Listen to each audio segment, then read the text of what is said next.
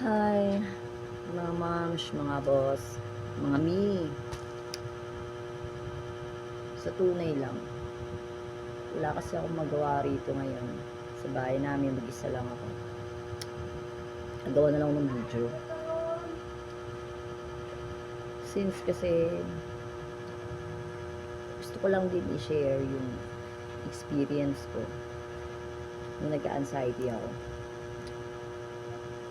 Lumabas yung anxiety ko kasi 2022, last year. Nung nag-pandemic kasi nun, naka-quarantine ako ng 10 days. So, nung okay na ako, nung nakalabas na ako, parang dun pa rin nagtuloy-tuloy, humina yung immune system ko.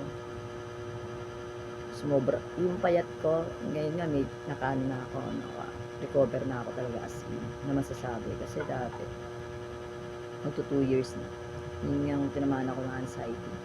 Sumobrang payat ako, talagang parang mamamatay na yung tsura ko, yung datingan ko. Humina yung immune system ko. Hindi ko alam kung ano, wala naman akong pera para magpa-check up nung that time.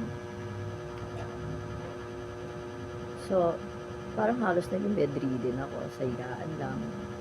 Tapos, may na ano ako, may kung saan saan ako nag-search. Sa YouTube, sa Google. Tapos, halos nag-pray na ako na parang, ano ba yung nangyayari sa akin? Bakit ganito? Na parang hindi ako ano, tapos naging purong takot na lang nangyari sa akin.